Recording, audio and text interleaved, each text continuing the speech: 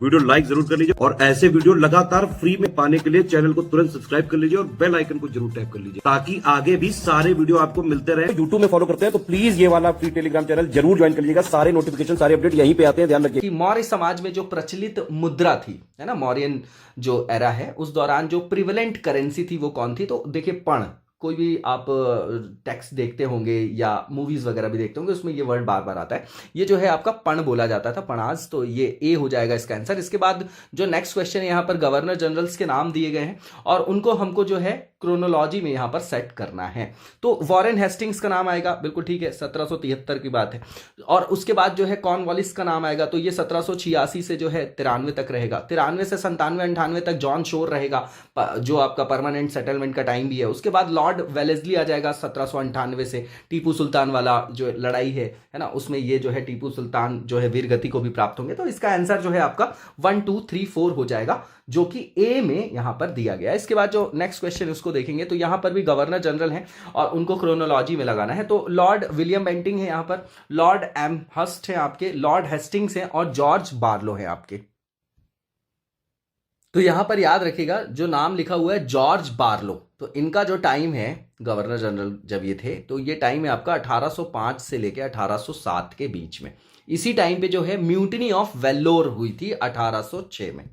ठीक है, ठीक। तो ये सबसे पहले आ जाएंगे यहाँ पर। ठीक है, तो यहाँ पर 4 कहाँ पर है? देखिए, एक भी पता होता तो आपको पता चल जाता। अब जहाँ पर विलियम बेंटिंग की बात आएगी, सती प्रथा भी आपको याद आ गया, तो आपको याद आ जाएगा 1830 के आसपास का टाइम है ना। तो वो सबसे लास्ट में है यहाँ पर। तो इसका मतलब ये है, एक भी पता होता आपको तो पता लग जाता आपको, है ना। लॉर्ड जो यहाँ पर एमहर्स्ट का नाम लिखा है और एक नाम लिखा है लॉर्ड हेस्टिंग्स का। ठीक है, तो जो लॉर्ड एमहर्स्ट हैं आपके, एमहर्स्ट है, इनका जो टाइम है आपका वो 1823 से लेके 1828 के बीच में है। ठीक है ना। और इस टाइम पे अगर आप देखेंगे तो जो है पहला बर्मीज जो बर्मा वाला युद्ध होता है वो होता है 1824 में। ठीक है, और इसके बाद जो लास्ट में यहां पर लिखा हुआ है लॉर्ड हेस्टिंग्स लिखा हुआ है 3rd नंबर पे। ठीक है ना, हेस्टिंग्स का नाम लिखा हुआ है। तो देखिए, हेस्टिंग्स का भी जो टाइम है ना आपका, वो आपका है 1813 से लेके 1823 के बीच में है।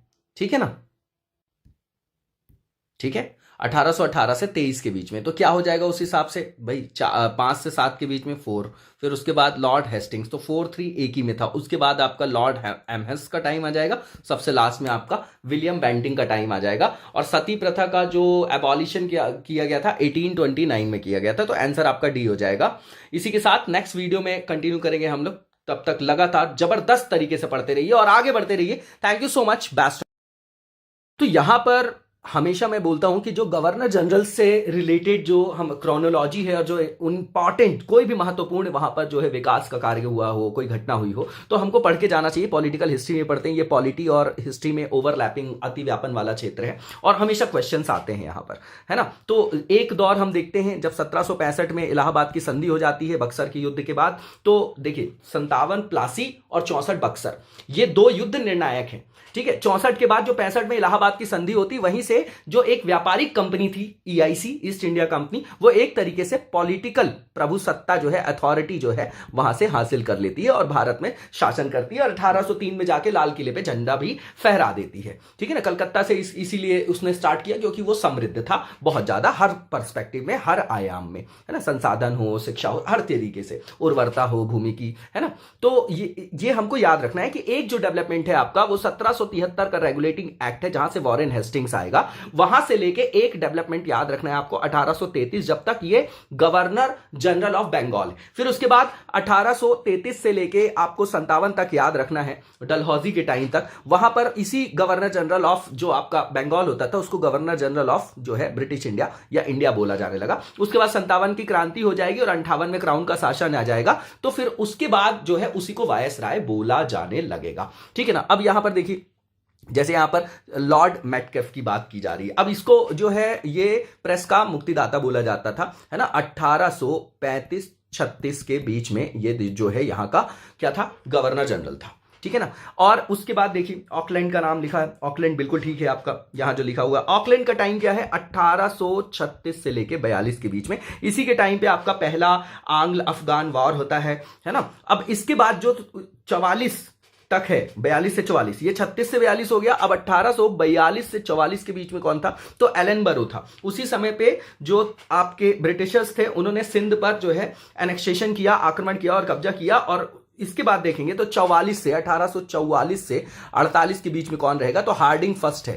हार्डिंग फर्स्ट है, ये आपका नाम याद रखिएगा इसका, ठीक है ना, हार्डिंग फर्स्ट है। इस टाइम पे पहला आंग्ल सिख वॉर होगा 1845-46 में। इसके बाद तो सबसे फेमस आ जाएगा जहां पर डॉक्ट्रिन ऑफ लैप्स या व्यपगत का सिद्धांत पढ़ते हैं आप लोग, लॉर्ड डलहौजी के बारे में, तो ये 1848 से 56 के बीच में आ जाएगा, ठीक है। और इसने तो बहुत सारे काम किए। इसके टाइम पे सेकंड एंग्लो सिख वॉर होगा, डॉक्ट्रिन ऑफ लैप्स लाया, चार्ल्स वुड डिस्पैच आया आपका, चार्ल्स वुड्स डिस्पैच आता है, वुड्स डिस्पैच भी बोलते हैं उसको, ठीक है। चार्ल्स वुड्स जो आपका डिस्पैच है, ये आपका शिक्षा का मैग्ना कार्टा भी बोला जाता है। इसके बाद पहली टेलीग्राफ लाइन इसी टाइम पे है। इसके बाद पोस्ट ऑफिस एक्ट लाया जाता है 1854 में, है ना। जो आपके टाइटल्स थे, पेंशन वगैरह थे, वो उसको ही खत्म कर देता है। विधवा जो पुनर्विवाह एक्ट आता है वो भी इसी के टाइम पे आता है, किसके, लॉर्ड डलहौजी के, सबसे लास्ट में यही आएगा, है ना। तो इसका आंसर तो हमको मिल गया, मैं आपको डिटेल बता रहा हूं, ठीक है। इसके बाद आप देखेंगे पहली रेल लाइन जो आपकी थाने से मुंबई वाली है ना, उसको जो है बॉम्बे से थाने के बीच में है, उसको रन किया गया। और जो रुड़की का इंजीनियरिंग कॉलेज है उसको स्टैब्लिश किया गया, ठीक है। इसके बाद कॉम्पिटिटिव एग्जाम स्टार्ट हुए थे, जिस एग्जाम को आज आप दे रहे हैं, जैसे स्टेट का है, सेंटर का है, तो जैसे यूपीएससी होता है, तो उस समय जो आपके सिविल सर्वेंट्स के लिए, है ना, इंडियन सिविल सर्विसेज थी एग्जाम, उसके लिए एग्जाम, कॉम्पिटिटिव एग्जाम जो है वो ये जो है कराना स्टार्ट कर देते हैं, ठीक है। तो इस हिसाब से आप यहां आंसर देखेंगे तो सी हो जाएगा, है ना। सारे गवर्नर जनरल्स को देख के जाना है हमको, इंपॉर्टेंट है। इसके बाद अब नाम आएगा लॉर्ड मेयो का, फिर कैनिंग का, फिर उसके बाद किसका नाम आ रहा है यहां पर, जॉन लॉरेंस का, उसके बाद लॉर्ड नॉर्थब्रुक का यहां पर नाम आ रहा है। अब एक बात बताइए, अगर आपको ये पता है कि 1857 के बाद जो पहला आपका क्या बना वायसराय, लॉर्ड कैनिंग, तो आंसर मिल गया हमको, है ना। तो 2, 3 और 1, 4, तो यहीं से हमको जो है ऑप्शन पिक कर लिया हमने, ठीक है। इसके बाद जो नेक्स्ट क्वेश्चन है उसको देखेंगे। यहां पर भी वायसरायों को जो है कालानुक्रम में, क्रोनोलॉजी में लगाना है।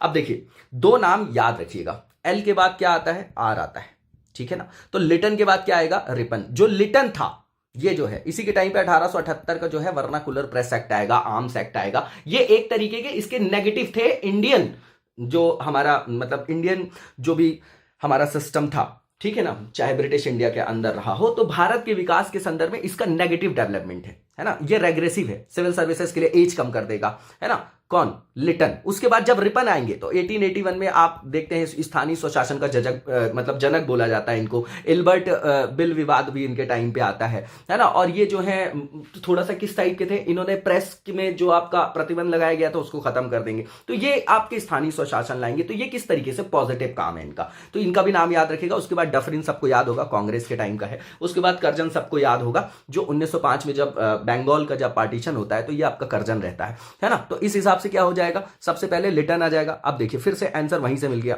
ठीक है ना। फिर उसके बाद देखिए सबसे पहले यहां पर लिटन आएगा, फिर उसके बाद आपका देखिए 2 ऑप्शन थे 2 में, तो उसके बाद देखिए अब लिटन के बाद सेकंड में क्या लिखा है, डफरिन, बिल्कुल नहीं आएगा। तो लिटन के बाद कौन आएगा, रिपन आएगा। तो 2 के बाद 1 कहां पर है, ये आपका डी में लिखा हुआ है ना। इस तरीके के क्वेश्चंस में 2 भी फैक्ट पता होते हैं तो हम इजीली जो है आंसर जो है रिकॉग्नाइज कर लेते हैं वहां से। इसके बाद जो नेक्स्ट क्वेश्चन है यहां पर वो पूछा जा रहा है कि जो इंडस वैली आपकी सिविलाइजेशन थी, है ना, उसका जैसे आप डेवलपमेंट देखेंगे तो आप देखेंगे कि जो ये वाला पार्ट है हमारा, इसमें इस वाले पार्ट को और जोड़ दीजिए। इंडियन सब कॉन्टिनेंट था, तो इसमें जो है नॉर्थ टू साउथ, है ना, मैप में जो है हमको इसको क्या करना है, सेट करना है प्लेसेस को, है ना। कैसे, नॉर्थ से साउथ। अब नॉर्थ में आपको पता है जम्मू एंड कश्मीर जो है, कश्मीर वाला जो इलाका है आपका मांडा, ठीक है। उसके बाद आपको ये पता आलमगीरपुर कहां पर था, तो आलमगीरपुर आपका ये आपका यूपी साइड में था, है ना, ठीक है। अब अगर आपको उत्तर से दक्षिण लगाना हो, आपको पता है कि भैया गुजरात में कौन सी है, राखीगढ़ी कहाँ है, बनावली कहाँ, हरियाणा में कौन सी साइट आ रही है, गुजरात में कौन सी आ रही है, तो आप इजीली लगा लेंगे इसको मैप में, ठीक है। तो इसका आंसर क्या हो जाएगा आपका, सबसे पहले इसमें उत्तर में रोपड़ आ जाएगा, ठीक है ना, गुजरात वाला। उसके बाद फिर आपका क्या आ जाएगा, उसके बाद फिर देखिए आलमगीरपुर, तो आपका यहां पर पैरेलल देखेंगे, थोड़ा सा अंदाजा लगाना, रटना नहीं, तो अगर आपको ये याद रहेगा, अगर हम यहाँ पर इस तरीके से मैप को देखने की कोशिश करें, नॉर्थ और आपका साउथ और इस तरीके से आपका ईस्ट और वेस्ट देखें। ईस्ट में आप समझ लीजिए कि जो अंत है सीमा का, वो इंडस वैली सिविलाइजेशन की बात कर रहे हैं हम लोग, तो वो आपका आलमगीरपुर यूपी है। और इधर देखेंगे आप तो सुतकांगे डोर है। अब सुतकांगे डोर कहाँ है? अफगानिस्तान में। तो पाकिस्तान और अफगानिस्तान का जो आपका क्षेत्र है वो इसमें क्या था? सम्मिलित था। ठीक है, अब ये जो है आलमगीरपुर अगर यूपी में है तो नदन जो है आपका मैदान वाला क्षेत्र है। ठीक है ना, ये याद रखना है हमको यहां पर। तो यहां पर अगर आपको स्टेट्स की भी जानकारी है तो आप आसानी से लगा सकते हैं। देखिए रोपड़ जो है ये आपका पंजाब वाला रीजन है। अब पंजाब और हरियाणा को अगर आप रिकॉग्नाइज कर पाएंगे आज भी तो आपको जो है आसानी से क्वेश्चन मिल जाएगा। ठीक है, तो आपका रोपड़ सबसे ऊपर आ जाएगा। फिर आपका क्या आ जाएगा? आपका बनावली और राखीगढ़ी कहाँ है? दोनों के दोनों जो है हरियाणा में है, तो बनावली थोड़ा सा ऊपर है, बनावली, फिर उसके बाद राखीगढ़ी आएगा। सबसे लास्ट में आलमगीरपुर यूपी आएगा, क्योंकि इसको आप देखेंगे तो प्रेजेंट डे में ये आपका गाजियाबाद वाले डिस्ट्रिक्ट के अंदर आता होगा। और 28 डिग्री नॉर्थ जो लैटिट्यूड है वो यहां से लगभग जा रही है ना। अक्षांश की बात करेंगे तो आंसर इसका क्या हो जाएगा? बी इसका आंसर हो जाएगा। इसके बाद जो नेक्स्ट क्वेश्चन है हमारा उसको देखेंगे हम लोग यहां पर। अब देखिए यहां पर ध्यान से देखिए, फिर से मैप बेस्ड क्वेश्चन है। और जो महाजनपद हैं 16 के 16 महाजनपद जिनका हमको उल्लेख मिलता है भगवती सूत्र और अंगुत्तर निकाय में। ठीक है, तो यहां पर अगर आप देखेंगे जैसे काशी है, कंबोज है, कुरु है और अश्मक है। तो अगर आपको जरा सी भी जानकारी होगी कि सदन जो इंडिया था उसमें जो आपका महाजनपद की बात करें, जहां से आपका गोदावरी वाली बेल्ट आ जाती है ना, तो वहां पर दक्षिणा पथ भी बोला जाता था उसको। अस्मक वहां पे था। तो साउथ में क्या हो गया आपका? सबसे साउथ में इनमें से क्या हो जाएगा? अश्मक। तो सबसे लास्ट में देखिए 2 में है, तो आपको 2 जो ऑप्शन है वो तो आपने यहां पर क्या किया आपने एलिमिनेट कर दिया। ठीक है, अब यहां पर देखिए जो कंबोज और कुरु लिखा हुआ है और एक लिखा है काशी। काशी तो प्रयाग वाला एरिया है, आपको पता है। ठीक है ना, और कंबोज लिखा हुआ है यहां पर। ठीक है, और ये जो आपका लिखा हुआ है क्या? कुरु लिखा हुआ है। तो देखिए कुरुक्षेत्र, कुरु, इंद्रप्रस्थ, आपको पता है। ठीक है ना, और उसके बाद कंबोज जो है वो सबसे ऊपर में आ जाएगा। क्यों? क्योंकि वो तो आपका गांधार के आगे वाला रीजन है आपका, है ना। झेलम वाला जो इंडस वैली सिविलाइजेशन, जो आज जो इंडस नदी का हम सिस्टम देखते हैं, सिंधु, झेलम, चेनाब और जो आपका रावी, ब्यास और सतलज, है ना। तो इसमें आप देखेंगे तो ऊपर उसी को वितस्ता बोला जाता था। तो उसका ऊपर का रीजन है वो आपका गांधार के ऊपर तक्षशिला, और तक्षशिला के भी ऊपर जो है आपका कपीसा, कंबोज वाला इलाका था जहां पर अकेमिनिद साम्राज्य था, है ना, गांधार वाला। तो सबसे ऊपर क्या हो जाएगा आपका? कंबोज हो जाएगा। सबसे नीचे क्या हो जाएगा आपका? अश्मक हो जाएगा। अब देखिए 2 और जो आपका क्या हो गया? 4 हो गया यहां पर। ठीक है, अब उत्तर हमको यहीं से मिल गया था। ठीक है ना, तो इसका आंसर क्या हो जाएगा आपका? बताइए सबसे ऊपर क्या हो जाएगा? सबसे पहले जो आपका क्या हो जाएगा उत्तर में? कंबोज आ गया। ठीक है, और उसके बाद जो सबसे लास्ट में आएगा वो क्या आ जाएगा आपका? अश्मक आ जाएगा। तो आपको आंसर ऑलरेडी मिल गया। अब काशी प्रयाग वाला एरिया है आपका। ठीक है ना, और जो कुरु है आपका वो आपका इंद्रप्रस्थ हरियाणा वाला क्षेत्र हो गया आपका, एक तरीके से कुरुक्षेत्र वगैरह आप लोग देखते होंगे। तो आंसर आपका क्या हो जाएगा? सी हो जाएगा। इसके बाद जो नेक्स्ट क्वेश्चन है यहां पर उत्तर से दक्षिण के क्रम में, यहां पे भी मैप बेस्ड क्वेश्चन है। बहुत अच्छे क्वेश्चन होते हैं। हमेशा बोलता हूं मैं कि हिस्ट्री में मैप को जरूर यूज करिए, है ना, चीजें याद हो जाती हैं आसानी से। तो यहां पर जो है लिखा गया जैसे शाहबाजगढ़ी है आपका, मानसेहरा है, कालसी है और कलिंग है। अब कलिंग विजय हम लोगों ने पढ़ा था, 13th इंस्क्रिप्शन अशोका, है ना। कलिंग कौन सा है? चेदी, ये आपका जो है उड़ीसा वाला क्षेत्र है ना, आपको याद होगा। ठीक है, तो ये इसका अगर आप उत्तर देखेंगे तो ये बिल्कुल लाइन से लिखा गया है। शाहबाजगढ़ी, फिर मानसेहरा, फिर कालसी, फिर कलिंग। इसका आंसर आपका ए हो जाएगा। ठीक है ना, सारी साइट्स को एक बार देख जाइएगा। इसके बाद जो स्तंभ लेख हैं आपके, जिनको पिलर इंस्क्रिप्शन बोला जाता है ना, अशोकास के पढ़े होंगे, तो वेस्ट टू ईस्ट लगाना। अब ये सारी की सारी जो चीजें हैं आपकी वो कैसी हैं? जानकारी से। अगर हमको पता है कि वो जगह जो है वो कहां पर है, जैसे टोपरा है, दिल्ली टोपरा, आप लोगों ने सुना, कौशाम्बी, रुमिनदेई, लौरिया, नंदनगढ़। अगर जगह की जानकारी है हमको तो हम आसानी से लगा लेंगे कि नहीं लगा लेंगे? बताइए। तो इसका आंसर क्या हो जाएगा? देखिए पश्चिम से पूरब, तो सबसे पश्चिम में क्या आएगा आपका? यहाँ तो यहां पर अगर आप देखेंगे तो जो आपका कौशाम्बी है वत्स से रिलेटेड था, आपको पता है आपको। उसके बाद रुमिनदेई जो है नेपाल में है, लौरिया नंदनगढ़ बिहार में है, टोपरा आपका दिल्ली वाला। तो सबसे पहले क्या आ जाएगा आपका? टोपरा ही आ जाएगा। यहां पर पूरा में देखेंगे दिल्ली वाला इलाका ही है आपका, बाकी सब आगे है यूपी बिहार। तो क्या हो जाएगा इसमें एक ही में से आंसर मिल रहा था आपको, जो कि डी में दिया गया है। लोकेशन के हिसाब से देख जाइएगा। ठीक है, इस्लाम के जो 4 प्रमुख खलीफा थे उनको जो है क्रोनोलॉजी में यहां पर जो है हमको सेट करना है। ठीक है, तो यहां पर सबसे पहले नाम किसका आएगा? अबू बकर का आएगा।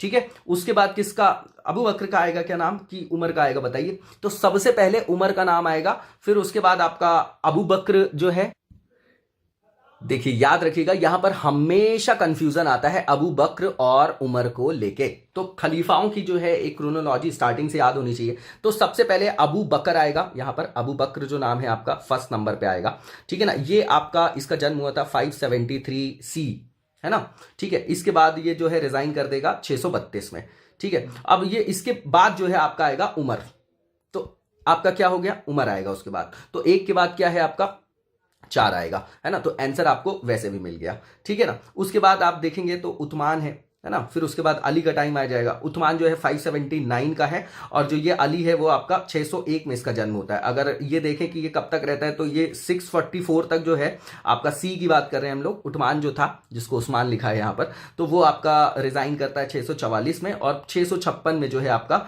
ये आपका अली जो है रिजाइन करता है। तो ये याद रखिएगा, नॉर्मल सा है, क्रोनोलॉजी देख जाइएगा। इसके बाद जो दिल्ली सल्तनत के राजवंश है उनका शासन काल जो है वो अवरोही क्रम में बनाना है। तो इसमें 2 चीजें तो हमेशा याद रखिएगा, सबसे लंबा शासन काल किसका रहा है तो तुगलकों का रहा है, सबसे कम किसका रहा है तो खिलजी वंश का रहा है 1290 से वो 1320, जबकि एक्चुअली जो है 1317-18 ही माना जाता है, ठीक है। तो यहां पर अब ये जो है इनके शासन कालों का अवरोही क्रम, अब जैसे आप देखेंगे 1206 से कुतुबुद्दीन ऐबक आएगा, तो 1290 का जो टाइम है वो माना जाता है मामलूक वंश का, ठीक है।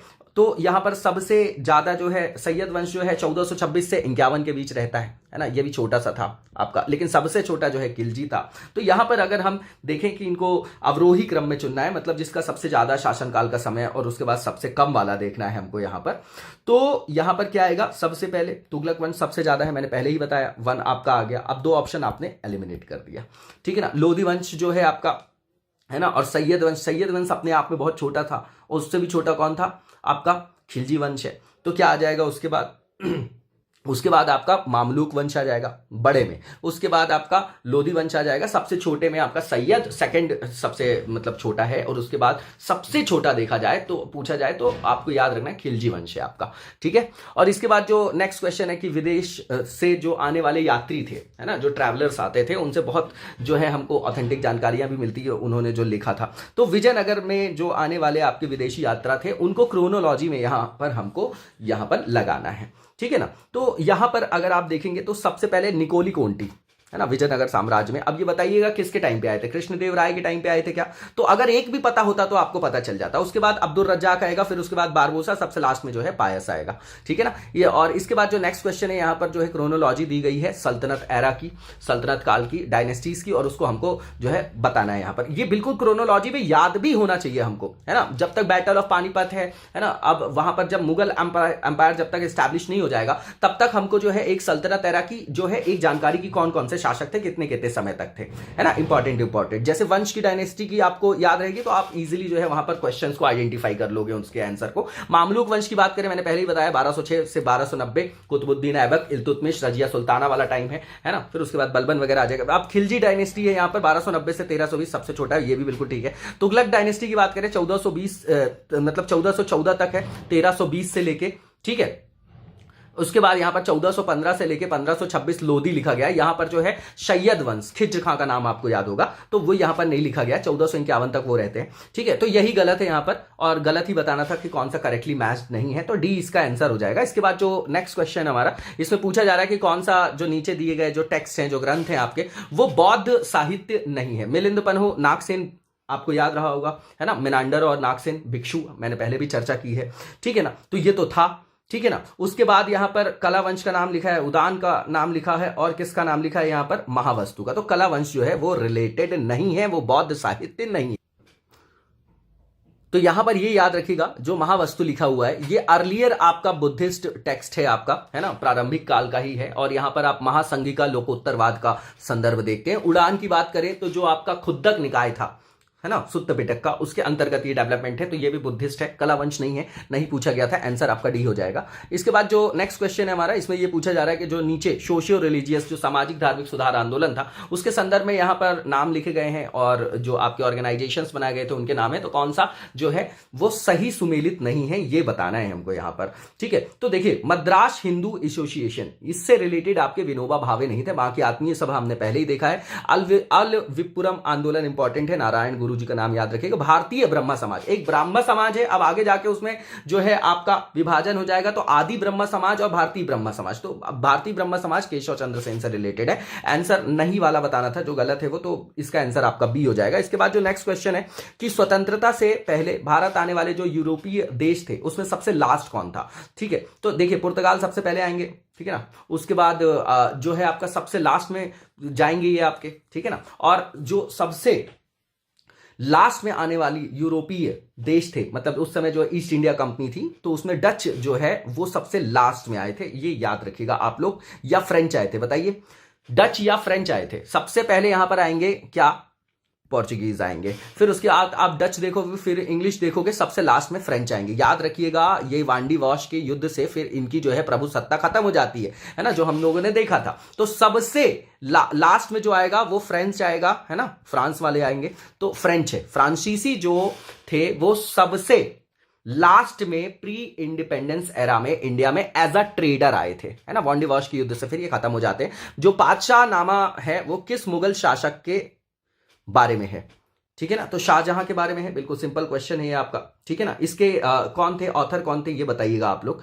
क्योंकि इंपॉर्टेंट क्वेश्चन है, शाहजहां से रिलेटेड, आंसर डी हो जाएगा यहां पर। इसके बाद जो असहयोग आंदोलन था वो किस वर्ष वापस लिया गया, तो देखिए चौरी चौरा कांड हो जाएगा आपका 1922 में, उसी समय इसको वापस ले लिया जाएगा, ठीक है, तो ये 1922 है ना, इसका आंसर आपका बी हो जाएगा।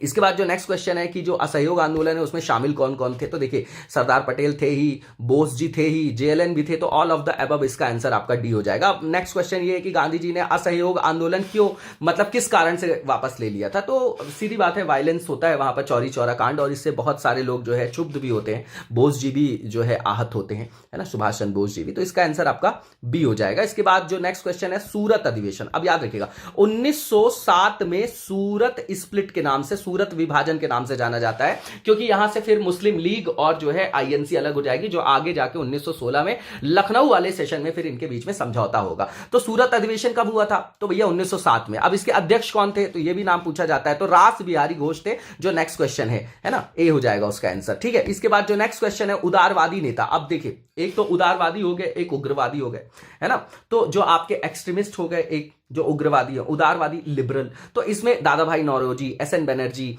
है ना, गोपाल कृष्ण गोखले, जो आपके राजनीतिक गुरु भी थे गांधी जी के, तो ये ऑल ऑफ द एबव हो जाएगा। इसके बाद जो नेक्स्ट क्वेश्चन है उग्रवादी दल के नेता कौन है, तो लाल बाल पाल फेमस थे, ऑल ऑफ द एबव हो जाएगा डी। इसके बाद जो नेक्स्ट क्वेश्चन है कि कांग्रेस का जब कांग्रेस का स्प्लिट हुआ तो कब हुआ था, तो सूरत अधिवेशन में हुआ था, तो कब हुआ था भैया 1907 में हुआ था, बहुत इंपॉर्टेंट है ये डोमेन, यहां से रेगुलर क्वेश्चन बनते हैं, ठीक है। इसके बाद जो नेक्स्ट क्वेश्चन है कि महात्मा गांधी जी ने जो बेलगाम, एकमात्र ऐसा आईएनसी का जो भारतीय राष्ट्रीय कांग्रेस था उसका जो सेशन होता था, उसमें एक ही सेशन को जो है वहां पर इन्होंने अपनी अध्यक्षता की है उस सेशन की, तो वो अधिवेशन कब हुआ, है ना, और कहां हुआ, तो दोनों जगह, बेलगाम कर्नाटक वाला एरिया, और ये कब किया था इन्होंने अध्यक्षता, तो 1924 में, क्योंकि 1925 में तो सरोजनी नायडू कर रही है, हमने पहले ही देखा है। इसके बाद रविंद्रनाथ टैगोर थे, उन्होंने किस आंदोलन के दौरान गांधी जी को महात्मा का टाइटल दिया था, तो भैया सीधी बात है ये असहयोग आंदोलन का टाइम था।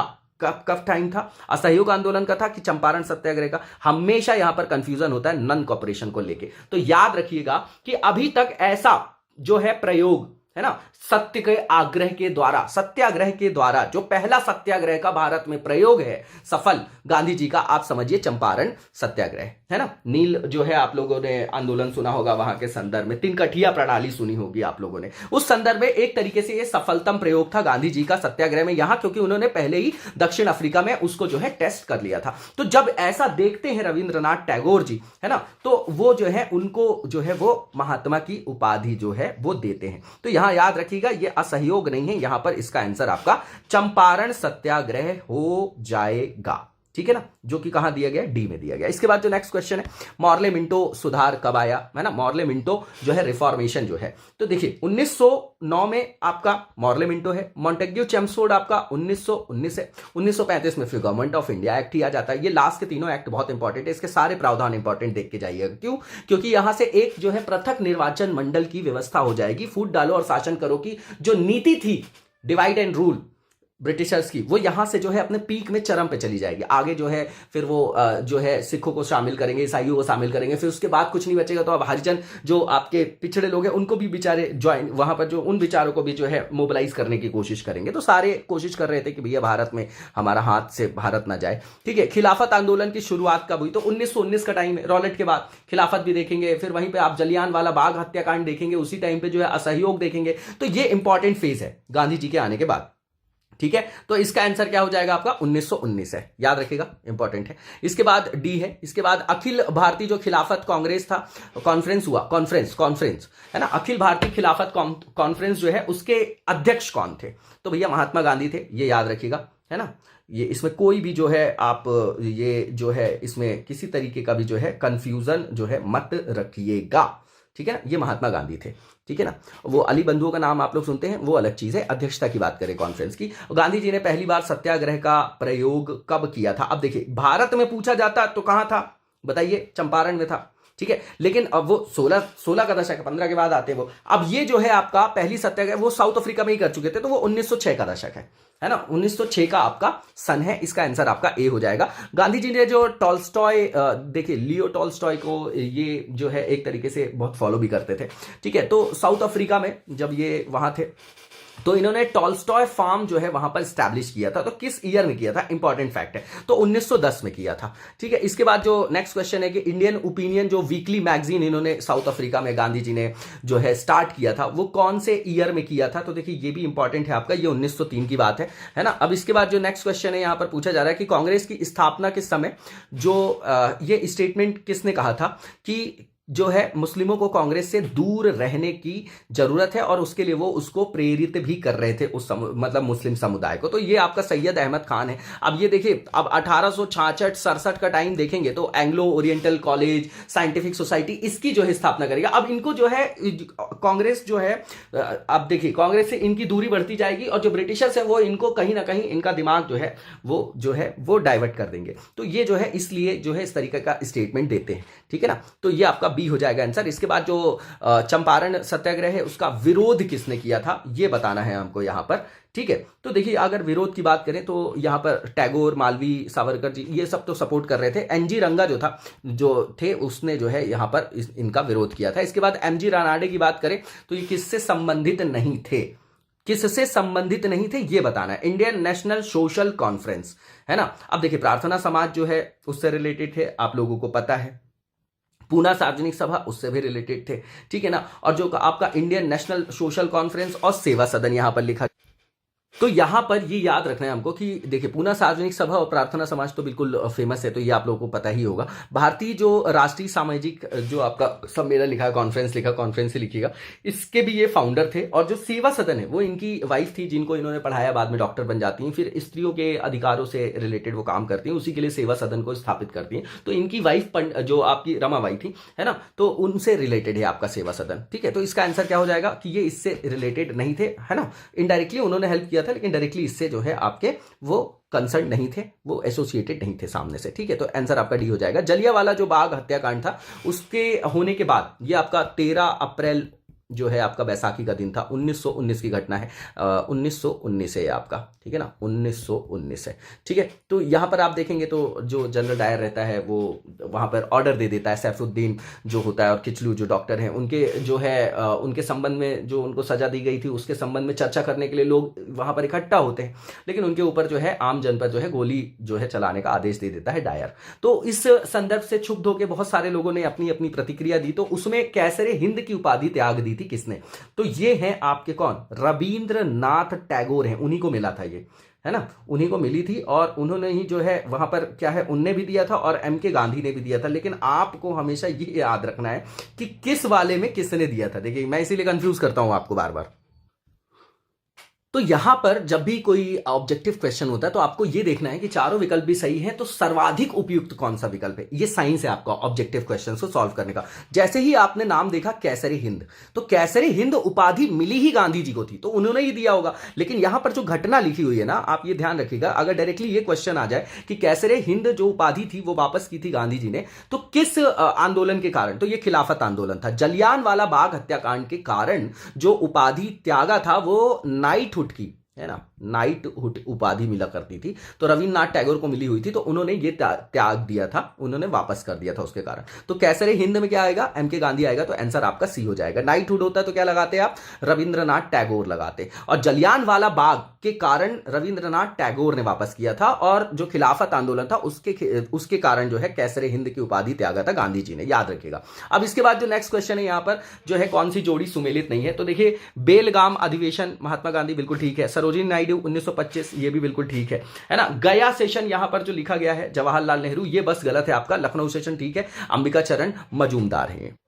गलत ही बताना था हमको, तो यहां पर आंसर आपका सी हो जाएगा, ये सी आर दास थे यहां पे, ठीक है। इसके बाद जो नेक्स्ट क्वेश्चन है इसमें पूछा जा रहा है कि जो आपके यहां पर मैच द फॉलोइंग दिया है कौन सा इनकरेक्ट है, उसको बताना है हमको। तो देखिए परमहंस मंडली जो है 1869 लिखा हुआ है, जबकि ये 1849 है। और इंपॉर्टेंट ये है कि ये जो सबसे पहला एक तरीके का मान सकते हैं महाराष्ट्र के अंदर ये आपका जो है सोशल रिफॉर्म के लिए बनाया गया था। बाकी सब बिल्कुल ठीक यहां पर लिखा गया है, नहीं ही बताना था, पहले में ये आंसर मिल गया, बाकी को देख जाइएगा आप लोग। इसके बाद जो नेक्स्ट क्वेश्चन है रहट, बहुत इंपॉर्टेंट है। रहट जो वर्ड है ना, टर्मिनोलॉजी में जो है मेडिवल हिस्ट्री से रेगुलर क्वेश्चंस बनते हैं। तो रहट क्या था, तो एक सिंचाई की टेक्निक थी, है ना, तो जो एक टेक्नोलॉजी यूज होती थी, है ना। अर्घट्टा भी एक वर्ड आता है, वो भी याद रखिएगा, वो भी सिंचाई से रिलेटेड। तो टेक्नोलॉजी यूज्ड इन इरिगेशन, कृषि में सिंचाई के लिए उपयुक्त या आपकी प्रयुक्त जो है प्रौद्योगिकी थी। इसके बाद जो है संविधान सभा के गठन का जो विचार था पहली बार किसने रखा था, ठीक है, तो ये मानवेंद्र नाथ रॉय हैं, है ना, इन्होंने रखा था, एम.एन. रॉय ने, आंसर सी हो जाएगा। इसके बाद जो नेक्स्ट क्वेश्चन है यहां पर जो इंडस वैली सिविलाइजेशन जिसको हम हड़प्पा संस्कृति बोलते हैं,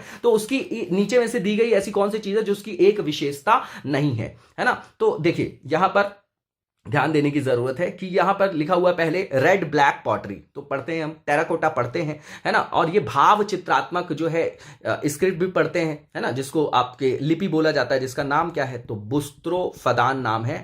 आज तक उसको जो है डिसाइफर नहीं किया जा सका है, आज तक नहीं समझ पाए हम, ठीक है। इसके बाद जो है मेटेलिक मनी, तो इसका यूज नहीं होता था, और यही इसका आंसर हो जाएगा, ये विशेषता नहीं है। अर्बन प्लानिंग बहुत इंपॉर्टेंट फीचर है उसका, तो इसका आंसर आपका डी हो जाएगा, जो नहीं बताना था। इसके बाद यहां पर जो नेक्स्ट क्वेश्चन है कि जो ईसाई जो धर्म है उसका प्रचार करने के लिए सेंट थॉमस आता है ना। हमारे यहाँ बहुत सारी स्कूल्स के नाम देखेंगे आप लोग अब इस नाम से। तो सेंट थॉमस जो है वो किसके शासनकाल में भारत आया था, ठीक है ना, तो ये गोंडोफर्न है आपका, इसका आंसर क्या हो जाएगा आपका ए हो जाएगा, है ना, बिल्कुल कंटेक्चुअल पार्ट ही है आपका। इसके बाद जो नेक्स्ट क्वेश्चन है हमारा, इसमें पूछा जा रहा है कि कौन सा ऐसा ब्रिटिश ऑफिशियल था जिसने 1857 का जब विद्रोह चल रहा था तो उस समय झांसी में प्रतिरोध को जो है संभाला था, है ना। तो देखिए झांसी वाली रानी, खूब लड़ी मर्दानी हो तो झांसी वाली रानी थी, तो यहां पर नाम हमको वैसे भी याद रहना चाहिए, हीरोज का नाम इतना फेमस है और वही यहां पर लिखा हुआ है ना। ये लक्ष्मी जी, जो लक्ष्मीबाई जी हैं, उनके कारण ये क्वेश्चन यहां पर जो है वो रखा गया है, ठीक है। इसके बाद जो नेक्स्ट क्वेश्चन है हमारा, बर्लिन कमेटी की बात की जा रही है ना, तो इसकी स्थापना जो है 1915 में किसके द्वारा किया गया था। अब बर्लिन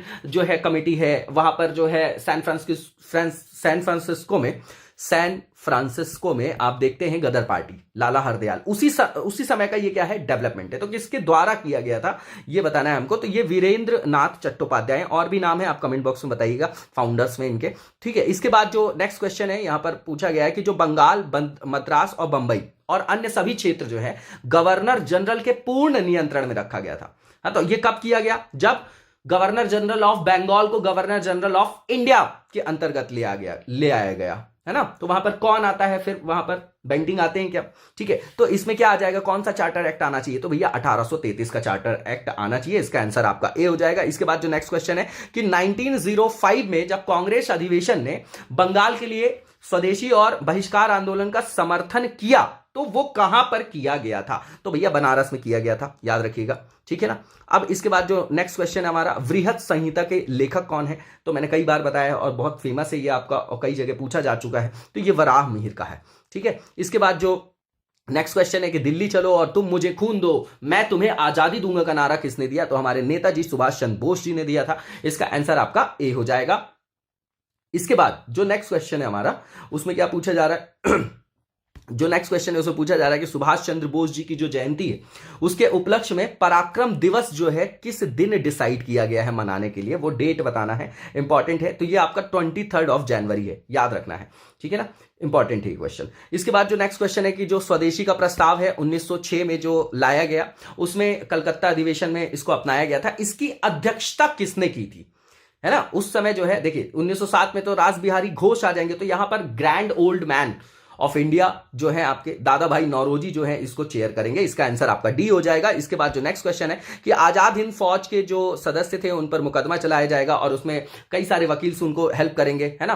भारतीय जनमानस में उनकी लोकप्रियता बढ़ रही होगी। तो ये किस ईयर में पहले किया गया था ये पूछा जा रहा है, तो 1945 में किया गया था, है ना, ये याद रखिएगा। इसके बाद इनकी वकालत किन लोगों के द्वारा की गई, तो देसाई जी भी हैं, भोला भाई देसाई, तेज बहादुर सप्रू भी हैं, कैलाश नाथ काटजू भी हैं, है ना। तो इसका आंसर क्या हो जाएगा आपका ऑल ऑफ द अबव, जो कि डी में दिया गया है। इसके बाद जो नेक्स्ट क्वेश्चन है कि आजाद हिंद फौज की स्थापना कहां हुई थी, तो याद रखिएगा सिंगापुर में, ठीक है। अब किसने की थी, तो कैप्टन मोहन सिंह ने की थी। उसके बाद फिर आगे जाके नेताजी सुभाष चंद्र बोस जी जो है वहां पर कमान संभालेंगे, ठीक है। तो ये जो है आपका बताना है कि किस ईयर में किया गया था, ठीक है, ये याद रखना चाहिए, डायरेक्टली पूछा जा सकता है ये आपका, है ना। तो ये 1942 की बात है। फिर अगले साल जाके फिर वहां पर कमान संभाल लेंगे कौन, बोस जी। तो ये क्वेश्चन भी आ गया कि आजाद हिंद फौज जो है उसकी कमान को बोस जी ने कब संभाला था, तो 1943 में, एक साल बाद। उसके बाद जो है नेक्स्ट ईयर में। उसके बाद जो नेक्स्ट क्वेश्चन है कि जो महिला रेजिमेंट का नाम रखा था सुभाष चंद्र बोस जी ने आजाद हिंद फौज की, एक जो रेजिमेंट थी वो महिला रेजिमेंट थी, तो वो किसके नाम पे रखा था, तो रानी ऑफ झांसी के नाम पे रखा था, है ना, लक्ष्मीबाई जी के नाम पे। तो इसका आंसर क्या हो जाएगा आपका, बी हो जाएगा, ठीक है। इसके बाद जो नेक्स्ट क्वेश्चन है हमारा, उसे पूछा जा रहा है कि अंतरिम सरकार का गठन कब किया गया था, तो कैबिनेट सेशन वगैरह आपको याद होगा 46, है ना। तो ये जो है अंतरिम जो सरकार का गठन भी किया गया था वो कब किया गया था, 1946 में किया गया था, ठीक। अब इसमें जो आपके डिपार्टमेंट्स वगैरह थे, जो इंतरिम गवर्नमेंट जब बनी तो उसमें किसको क्या डिपार्टमेंट मिला, उस हिसाब से क्वेश्चन फ्रेम किया गया है ना। तो ये याद रखिएगा कि ये क्वेश्चन डायरेक्टली आते भी रहते हैं, इसलिए याद रखना चाहिए। तो वल्लभ भाई पटेल है होम इंफॉर्मेशन, है ना, होम गृह मंत्रालय सुरक्षा से रिलेटेड था, एकीकरण होगा आगे चलकर, ये आपको याद है, ठीक है ना। और इसके बाद बलदेव सिंह जी जो है डिफेंस से रिलेटेड है, आसफ अली जो है रेलवे से रिलेटेड। तो यहां पर याद रखिएगा कि ये जो लियाकत अली स्वास्थ्य लिखा गया है, इनको फाइनेंस मिला था, वित्त मिला था, ठीक है ना। तो ये गलत है, बाकी सब सही है यहाँ पर।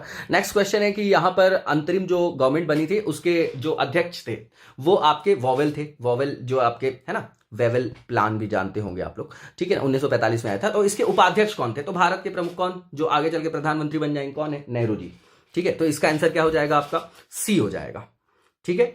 इसके बाद जो नेक्स्ट क्वेश्चन है हमारा, उसमें पूछा जा रहा है कि भारत को जो दो भागों में बांटने वाली, उसको आपका माउंटबेटन प्लान भी बोला जाता है। तो ये आपका कब प्रस्तुत की गई थी, तो याद रखिएगा 3 जून जो है आपका, 3 जून है, डेट भी डायरेक्टली पूछी जाती है इसमें, ठीक है। तो ये आपका 1947 का है, ठीक है।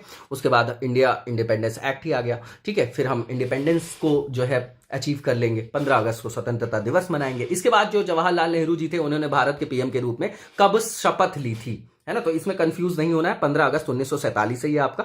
इसके बाद जो नेक्स्ट क्वेश्चन है, वेवेल जो आपकी योजना है ना, वेवेल प्लान जो है वो कब लाया गया था, तो ये 1945 का। 1944 में CR राजगोपालाचारी जिसको हम बोलते हैं ना फॉर्मूला, है ना, वो भी आता है 1944 में। शिमला सम्मेलन का टाइम है, तो इस समय जो है ये सब चीजें चल रही। तो ये लास्ट वाली जो डेट्स हैं वो और ईयर हैं वो हमको याद रखना है, तो 1945 हो जाएगा, ये आंसर हो जाएगा।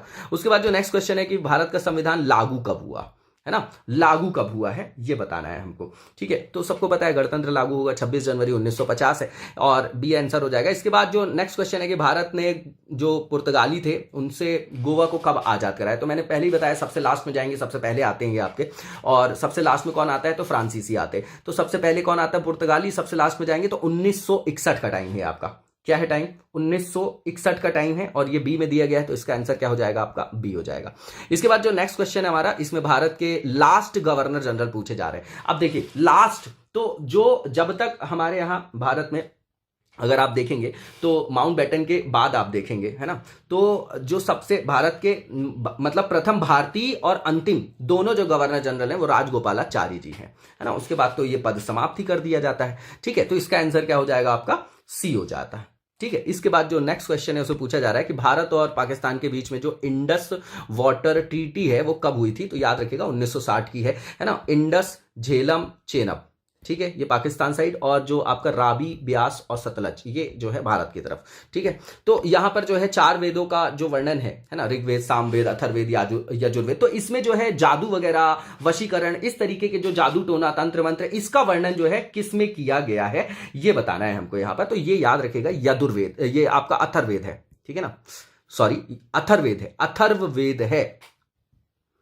ठीक है, तो अथर्ववेद में आप देखेंगे तो जादू टोने की बात की गई, वशीकरण की। यजुर्वेद की बात करें तो 2 पार्ट हैं इसके, कृष्ण यजुर्वेद और शुक्ल वाजस्नेयी संहिता भी बोला जाता है इसको। ठीक है ना, इसमें भी कर्मकांडों, विधानों, यज्ञ के नियम के जो है इसमें जो है उसमें उल्लेख है ना। ठीक है, ये याद रखिएगा। ऋग्वेद और सामवेद संगीत का जो है हम सोच सकते हैं, समझ सकते हैं कि वहीं से जो है जनन माना जाता है भारतीय संगीत का, है ना। ऋग्वेद में गायत्री मंत्र का उल्लेख है ना, सोमदेव का उल्लेख है, चातुर्वर्ण का व्यवस्था है, तो ये सब आप लोगों ने देख रखा होगा। इसके बाद जो नेक्स्ट क्वेश्चन है कि 1947 में बात करें तो भारत की साक्षरता दर का परसेंटेज कितना था, तो देखिए 12 से 16-17% माना जाता है, तो उसके करीब सबसे यहां पर जो है 15% लिखा गया है। 16 के ऊपर नहीं जाना है ना, तो वो आप देखेंगे तो सबके सब 16 के ऊपर लिखे हुए हैं, तो ये 15 जो है करीब है, इसका आंसर आपका 15% है। भारत में पहला जो आम चुनाव है ये कब हुआ था, तो याद रखिएगा 50-51 नहीं है, ये 51-52 है। क्या है ये आपका 51-52 है, इसलिए आपको ये याद रखना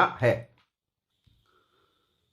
तो इसका आंसर क्या हो जाएगा आपका 51-52, कंफ्यूज नहीं होना 50-51 में। इसके बाद जो नेक्स्ट क्वेश्चन है कि स्वतंत्र जो भारत है उसकी जो पहली औद्योगिक नीति थी वो कब लाई गई थी, है ना। फर्स्ट इंडस्ट्रियल पॉलिसी की बात करें तो ये जो है 1948 में लाया गया था। इसका आंसर आपका क्या हो जाएगा, डी हो जाएगा। और इसके बाद जो नेक्स्ट क्वेश्चन है कि 7 सितंबर 1931 से 1 दिसंबर 1931 तक जब सेकेंड गोलमेज मतलब राउंड टेबल कॉन्फ्रेंस हो रही होती है, तो इसमें कांग्रेस के एकमात्र प्रतिनिधि के रूप में किसने जो है वो भाग लिया था। तो आपको पता है कि पहले तीसरे में लेंगे नहीं गांधी जी, दूसरे में जाते हैं ये आपके, है ना। तो इसका आंसर क्या हो जाएगा, महात्मा गांधी। एक ही में लिया था इन्होंने, बाकी 2 में नहीं लिया था। इसके बाद जो गांधी इरविन समझौता होता है ना, मार्च 1931 का टाइम है आपका, तो इसमें जो है महात्मा गांधी के लाभ को एक तरीके से जो है कंसोलेशन जो है प्राइज बोला गया, सांत्वना पुरस्कार। तो किसने बोला था कि भैया इस तरीके का जो लाभ गांधी जी को इस समझौते से मिला है वो एक तरीके से सांत्वना टाइप से है ना। तो इसका आंसर आपका क्या हो जाएगा, एलन कैंपबेल जॉनसन हो जाएगा। इसका आंसर आपका सी हो जाएगा।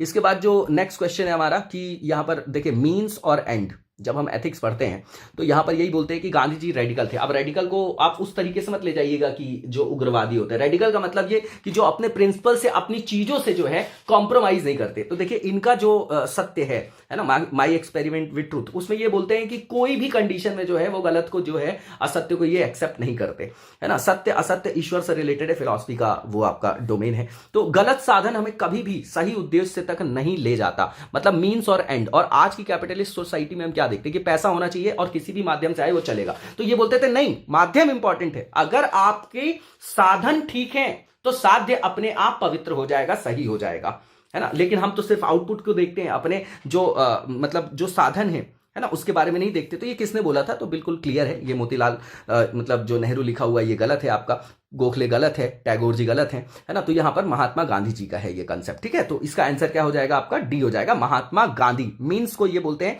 कि वो हमेशा सही होना चाहिए, मीन्स ज्यादा इंपॉर्टेंट है एंड की तुलना में। मीन्स पे ध्यान दे दो, साधन पे साध्य अपने आप सध जाएगा, है ना, सही हो जाएगा। इसके बाद जो इंडियन नेशनल कांग्रेस और जो इंडियन मुस्लिम लीग है उसने एक ही समय पर अपने अधिवेशन कहां आयोजित किए थे, ये यहां पर बताना है। तो देखिए जब इनका समझौता होगा, है ना, लखनऊ पैक्ट जिसको बोलते हैं, इसके जो चेयरपर्सन थे अंबिका चरण मजूमदार थे। तो इसका आंसर आपका ए हो जाएगा। इसके बाद जो नेक्स्ट क्वेश्चन है कि तैमूर जब आक्रमण करता है भारत में तो उसके बाद किस वंश का जो है यहां पर शासन स्थापित होता है। तो देखिए तुगलक डायनेस्टी थी, उसके बाद फिर आपका सैयद वंश आता है। तो ये जब तैमूर का आक्रमण हो जाता है तो उसके बाद फिर सैयद वंश यहां पर शासन करता है। इसका आंसर आपका सी हो जाएगा 176 का। इसके बाद जो नेक्स्ट क्वेश्चन है इसे पूछा जा रहा है कि फिरोज शाह तुगलक के द्वारा कौन से नगर की स्थापना नहीं की गई है, ठीक है। तो देखिए यहां पर फतेहाबाद, फिरोजपुर और जौनपुर, है ना, जौना खां, तो ये तीनों की स्थापना इन्होंने किया था, अहमदपुर की नहीं किया था। कमेंट बॉक्स में बताइएगा अहमदपुर की स्थापना किसके द्वारा किया गया था, है ना। तो डी हो गया, नहीं बताना था। ऋग्वेद की जो तृतीय मंडल है उनके रचयिता कौन है, तो गायत्री मंत्र का उल्लेख है, तो ये किससे रिलेटेड होगा बताइए, विश्वामित्र जी से होगा कि नहीं होगा। विश्वामित्र जी से होगा कि नहीं होगा? इसका आंसर आपका बी हो जाएगा, विश्वामित्र जी, है ना। सूर्य को समर्पित है वो गायत्री मंत्र जो है आपका। इसके बाद जो नेक्स्ट क्वेश्चन है कि जो अशोक के शिलालेख थे शाहबाजगढ़ी और मानसेरा, तो लिपि कौन सी है? अगर आपको मैप में ये पता है कि ये आपका किस क्षेत्र में पाया जाता है तो आप आसानी से बता सकते हैं कि नहीं बता सकते? आप बताइए, इजीली बता सकते हैं ना आप इस चीज को कि जो है ये कहां पर है कहां नहीं है ना। तो यहां पर देखिए, आपको सबसे पहले देखिए कि जो आपका गांधार वाला इलाका था, है ना, जहां पर आपके मूर्तिकला भी फेमस हुई उस टाइम पे, है ना, तो वहां पर आप देखेंगे तो अरामेइक वगैरह जो है वहां पर यूज होती है, यूनानी और अरामेइक। लेकिन शाहबाजगढ़ी और मानसेरा की बात करेंगे तो यहां पर जो लिपि है आपकी इनके शिलालेख में वो आपकी खरोष्टी है, याद रखना है। इसके बाद जो नेक्स्ट क्वेश्चन है कि वैशाली में पूरी दुनिया का पहला जो है रिपब्लिक जो है स्थापित किया गया, गणतंत्र। गणतंत्र का मतलब क्या है कि जो हमारा किंग होगा या जो रूलर होगा, है ना, उस समय किंग हुआ करते थे, जो रूलर होगा वो आपका जो है वंशानुगत नहीं होगा, है ना, तो वो अपनी जो है एबिलिटी पे आएगा, जनता के द्वारा चुना जाएगा। तो इस तरीके की व्यवस्था पहली बार कहां पर की गई पूरे विश्व में? वैशाली में। तो किसका शासन था वहां पर, ये बताना है हमको। तो बहुत फेमस है ये तो आपका फैक्ट, है ना, लिच्छवी डायनेस्टी, ठीक है ना, चेटक वगैरह का नाम याद होगा आपको। इसके बाद जो फर्स्ट वर्ल्ड वॉर हुआ उसके दौरान जो है किस गैस का यूज किया गया था? तो बहुत सिंपल क्वेश्चन है, बहुत सारे आयोगों ने इसको पूछा है, मस्टर्ड गैस है आपकी। इसके बाद जो नेक्स्ट क्वेश्चन है कि कोल विद्रोह कब हुआ था? तो 1831-32 का समय है ये आपका, इसको याद रखना है। इसके बाद जो नेक्स्ट क्वेश्चन है उसमें यहां पर पूछा जा रहा है कि जो स्वतंत्र भारत का पहला मंत्रिमंडल था तो उसमें जिन लोगों को जो डिपार्टमेंट मिले थे उसके बारे में यहां पर लिखा गया, तो बताना है कि कौन सा सही नहीं है वो बताना है हमको। अब देखिए, पहले ही मैंने बताया आपको, बलदेव सिंह रिलेटेड है रक्षा से, बिल्कुल ठीक है। जॉन मथाई जो है उनको वाणिज्य मिला हुआ था, ठीक है ना। अब इसके बाद अगर आप देखेंगे कि यहां पर जैसे डाक है ना, वायु है, वो अब्दुल रब निस्तार को मिला हुआ था, ठीक है ना। और जो यहां पर लिखा गया है कि रवि अहमद किदवई संचार लिखा गया है। अब यहां पर हमेशा जब क्वेश्चन हम जल्दबाजी में पढ़ते तो हमको कंफ्यूजन हो जाता है। दो जो गठन हुए थे, एक तो आपका जो इंटरिम गवर्नमेंट के दौरान मिला हुआ था, है ना, कैबिनेट जो लोगों को मिला था, उसमें जो है आप देखेंगे तो रक्षा बलदेव सिंह जी को मिली थी। और यहां पर जब स्वतंत्र भारत का पहला मंत्रिमंडल होगा तो भी बलदेव सिंह जी को जो है यहां पर क्या दिया जाएगा, बताइए, रक्षा दिया जाएगा, ठीक है ना। अब इसके बाद संचार जो है वो रफी अहमद किदवई जी को दिया जाएगा, है ना। लेकिन जो वाणिज्य विभाग था वो होमी जहांगीर, वो जो भाभा है आपके CH भाभा है ना, तो भाभा जी को दिया जाता है, याद रखिएगा, वाणिज्य दिया जाता है ना, साइंस में कंफ्यूज नहीं होना है, ठीक है। और यहां पर जो जॉन मथाई है इनको दिया जाता है रेलवे ट्रांसपोर्ट, ठीक है, ये याद रखिएगा, ठीक है। इसके बाद अंबेडकर जी को विधि दिया जाता है, राजकुमारी अमृत कौर को हेल्थ दिया जाता है ना। श्यामा प्रसाद मुखर्जी जी को जो है उद्योग और आपूर्ति दिया जाता है, उद्योग और आपूर्ति दिया जाता है। खाद्य और कृषि किसके पास था? राजेंद्र प्रसाद जी के पास था। शिक्षा किसके पास था? मौलाना अबुल कलाम आजाद, जो सबसे यंगेस्ट आपके INC के जो है चेयर पर्सन भी बनते हैं। वल्लभ भाई पटेल जी को वही सेम, गृह सूचना प्रसारण, है ना। जवाहरलाल नेहरू जी को साइंटिफिक जो रिसर्च था वो दिया जाता है, प्रधानमंत्री थे ही, राष्ट्रमंडल के संबंध में विदेशी मामलों का जो संबंध का डिपार्टमेंट वो भी उन्हीं के पास रहता है। तो क्या हो जाएगा इसका आंसर आपका?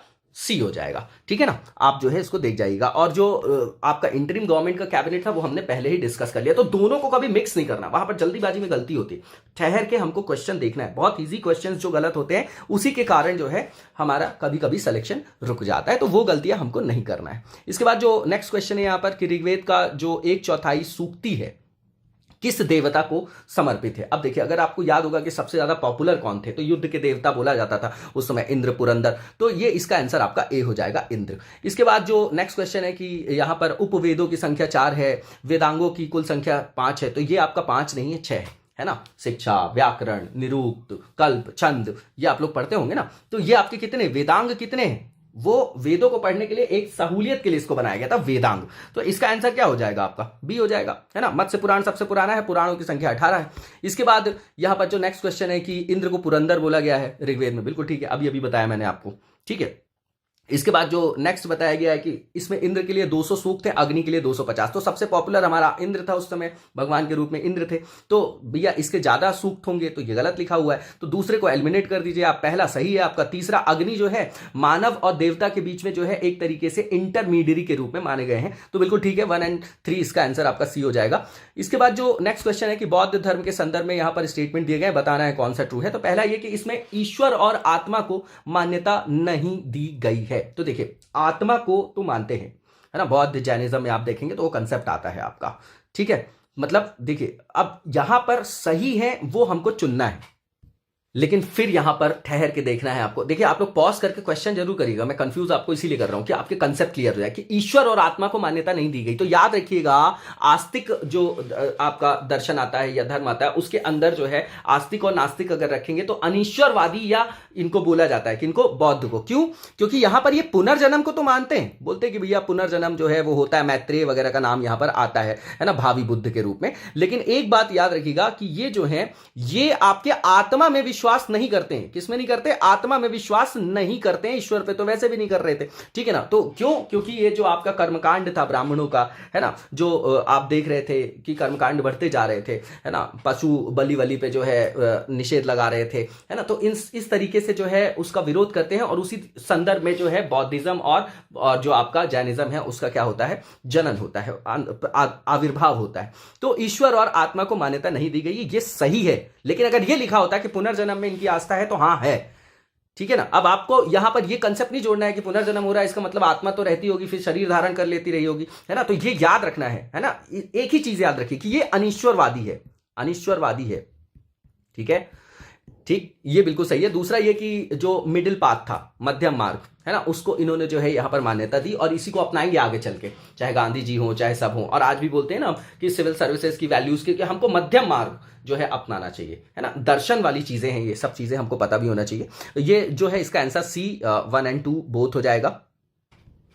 तो देखिए आप लोगों ने सुना होगा थेरी गाथा। तो ये जो है आपकी ऐसी महिलाएं होती थी, एक तरीके से एल्डरली नन्स बोल सकते हैं बुद्धिज्म के अंतर्गत, कि जिन्होंने निर्वाण वगैरह प्राप्त कर लिया। तो इसका आंसर आपका बी हो जाएगा, ठीक है ना। थेरी गाथा भी सुना होगा आप लोगों ने, टेक्स्ट है वो आपका बुद्धिस्ट, ठीक है। इसके बाद जो नेक्स्ट क्वेश्चन है हमारा, नल ईरा दिव्य प्रबंधन, है ना, नल ईरा दिव्य प्रबंधम, तो किसकी रचनाएं हैं? तो याद रखिएगा शैव मत से रिलेटेड है ना। ये जो है आपकी, देखिए शैव और वैष्णव दो चीजें हो गई यहां पर, ठीक है। तो अब बताइए ये शैव से रिलेटेड है या वैष्णव से? मैं आपको कंफ्यूज करूंगा, इसीलिए पॉज करके पहले आपको क्वेश्चन जो है यहां पर सॉल्व करना है।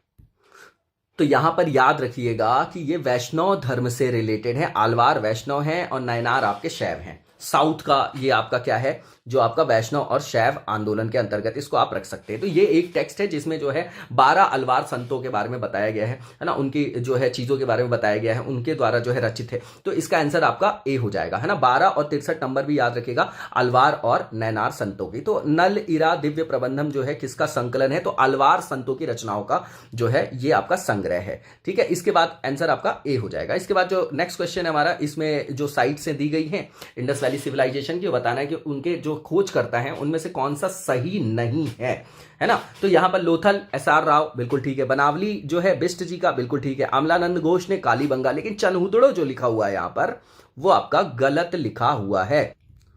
तो ये आपका सिंध क्षेत्र का पार्ट था आपका चनहुदड़ो, है ना। अगर आज देखेंगे तो वो नवाब शाह डिस्ट्रिक्ट था। और यहां पर अगर आप देखेंगे तो इसकी खोज किसने की थी? तो एनजी जो आपके एनजी मजूमदार थे, उन्होंने इसकी खोज की थी। कब की थी? तो 1931 में किया था, है ना। और फील्ड सेशन जो है ड्यूरिंग विंटर जो है वो देखेंगे आप लोग। तो 1931 से मतलब 1930 का दशक है ये आपका, ये याद रखिएगा। तो ये गलत है, तो आंसर आपका सी हो जाएगा, गलत बताना था। इसके बाद जो नेक्स्ट क्वेश्चन है कि तुंगभद्रा जो रिवर है उस पर बांध जो बनाया गया था विजयनगर अंपायर के दौरान, तो उसमें से नहर जो है निकाली गई थी, तो किस शासक के दौरान जो है निकाली गई थी ये बताना। तो ये आपके देवराय प्रथम थे। कौन थे?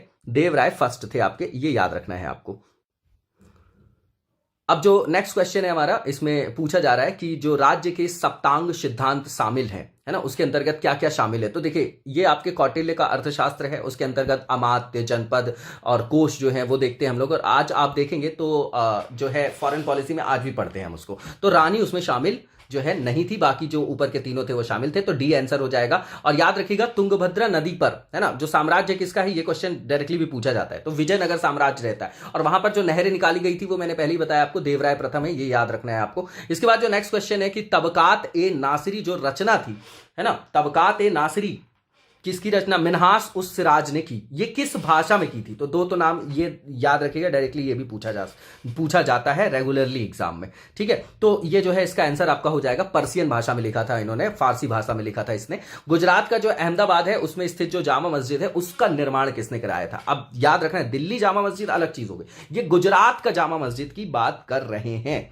ठीक है। तो इसका जो आपका निर्माण कराया था वो अहमद शाह ने कराया था। इसके बाद जो नेक्स्ट क्वेश्चन है कि चोल जो किंग थे उनमें से किस एक ने शिलोंग अब किसका प्राचीन नाम है? तो श्रीलंका का है ना। तो वहां पर विजय किसने प्राप्त की थी? अब देखिए चोल राजाओं में राजेंद्र चोल वगैरह का आप लोग जो नाम सुनते हैं, उनके दौरान देखेंगे तो नौसेना जो है उनकी जो थी वो विंग बहुत स्ट्रांग थी, है ना, उसी के कारण वो वहां पर विजय प्राप्त कर रहे थे। तो ये आपके राजेंद्र फर्स्ट थे, ये नाम याद रखिएगा, यहां पर बी आंसर हो जाएगा। इसके बाद जो नेक्स्ट क्वेश्चन है कि ऐसे कौन से सिखों के गुरु हैं जिनको अकबर ने जो है 500 बीघा जमीन प्रदान की थी और आज वहां पर बहुत इंपॉर्टेंट आपका टेंपल भी देखने को मिलता है, ठीक है। तो ये आपके गुरु रामदास थे, ठीक है ना। इन्हीं के बताइएगा जरा कहां पर है ये, गोल्डन टेंपल से रिलेटेड है क्या? क्वेश्चन कमेंट बॉक्स में कमेंट करके जरूर बताया करिए आप लोग। इसके बाद जो नेक्स्ट क्वेश्चन है कि कांग्रेस का जो उदारवादी जो आपका विंग था नेताओं का, लीडर्स का, उसमें कौन से जो है नीचे दिए गए विकल्प में से शामिल नहीं थे?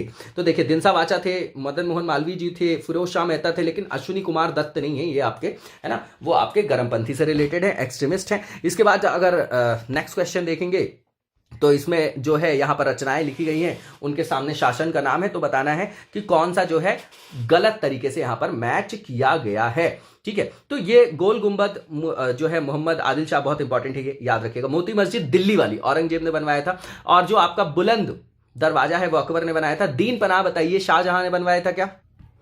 तो ये गलत है ना, पुराना किला दीन पनाह, है ना। तो ये जो दीन पनाह है वो आपका हुमायूं से रिलेटेड है, ये गलत है आपका, इसका आंसर आपका सी हो जाएगा। इसके बाद जो नेक्स्ट क्वेश्चन है वो देखेंगे हम लोग, और बिल्कुल इजी क्वेश्चन है, आपका पॉलिटिकल हिस्ट्री से है। तो यहां पर राष्ट्रीय ध्वज जो है 22 जुलाई 1947 को अपनाया गया, बिल्कुल ठीक बात है ये आपकी यहां पर जो बताई जा रही है, ठीक है। इसके बाद जो नेक्स्ट यहां पर बताया जा रहा है कि 24 जनवरी 1950 को राष्ट्रीय गान, नेशनल जो है आपका एंथम और सॉन्ग, इसको अडॉप्ट किया गया, ठीक है। फिर 26 जनवरी को हमारा गणतंत्र लागू हो जाएगा, तो दोनों सही है, इसका आंसर आपका सी हो जाएगा। इसके बाद जो नेक्स्ट क्वेश्चन है इसमें भी स्टेटमेंट दिए गए हैं, बताना कौन सा जो है आपका ट्रू है। पहला ये कि भारत का जो फर्स्ट न्यूज़पेपर है बंगाल गजेट है आपका, ठीक है ना, पहला। और जो दूसरा यहां पर लिखा गया है कि इसको पब्लिश किसने किया था, तो ये नाम सबको याद होगा, जेम्स ऑगस्टस हिक्की, बिल्कुल ठीक है, इसका प्रकाशन उसी ने जो है स्टार्ट किया था। बोथ इसका आंसर हो जाएगा जो कि सी में दिया गया है।